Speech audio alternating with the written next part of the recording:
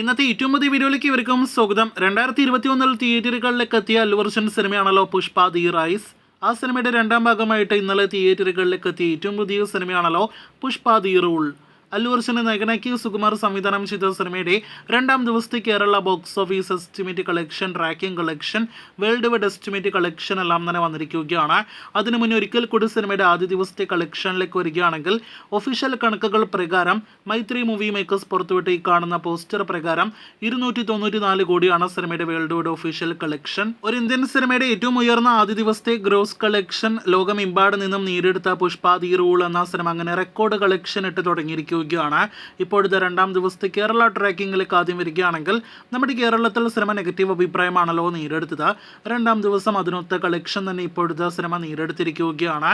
ആദ്യ ദിവസം ഇതേ സമയം 3,60,00,000 മുകളിൽ കേരള ട്രാക്കിംഗ് ഗ്രോസ് വന്ന സിനിമയ്ക്ക് ഇന്ന് 1/3 കളക്ഷൻ മാത്രമേ നേടിയെടുക്കാനായിട്ട് കഴിഞ്ഞിട്ടുള്ളൂ. രണ്ടാം ദിനമായി ഇന്ന് വെള്ളിയാഴ്ച 1,09,00,000 പരമാണ് സിനിമയുടെ കേരള ട്രാക്കിംഗ് ഗ്രോസ്. ഇന്ന് സിനിമയ്ക്ക് കേരളത്തിൽ പ്രതീക്ഷിക്കുന്നത് 2 കോടിയിൽ പരം ഗ്രോസ് കളക്ഷൻ മാത്രമാണ്.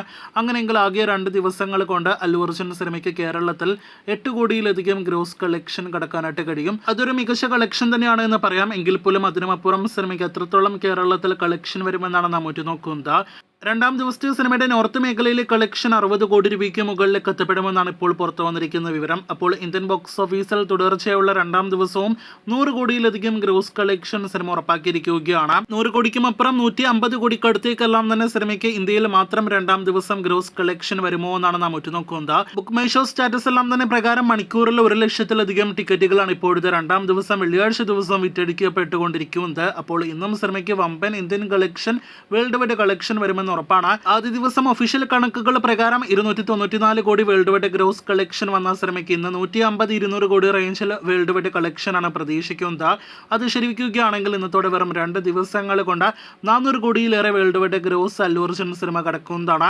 450 കോടി 500 കോടി റേഞ്ചിലാണ് നാളെ സിനിമയുടെ അടുത്തൊരു ഒഫീഷ്യൽ കളക്ഷൻ പോസ്റ്റർ പ്രതീക്ഷിക്കുന്നത്. ആകെ മൊത്തത്തിൽ നോക്കുകയാണെങ്കിൽ വെറും 2 ദിവസങ്ങൾ കൊണ്ട് തന്നെ ഇന്ത്യയിലെ മറ്റ് പല നടന്മാർക്കും സ്വപ്നം കാണാവുന്നതിലും അപ്പുറമുള്ള വമ്പൻ വേൾഡ് വൈഡ് കളക്ഷൻ നേടിയെടുത്ത പുഷ്പ 2 ദി റൂൾ തുടങ്ങിയിരിക്കുകയാണ്. കാത്തിരിക്കൂ, സിനിമയുടെ അടുത്ത ഒഫീഷ്യൽ കളക്ഷൻ പോസ്റ്റർ നാളെ മൈത്രി മൂവി മേക്കേഴ്സിന്റെ ഭാഗത്ത് നിന്ന് കാണുവാനായിട്ട്. കൂടുതൽ ഇതുപോലുള്ള ബോക്സ് ഓഫീസ് റിപ്പോർട്ടുകൾ കേട്ടാം.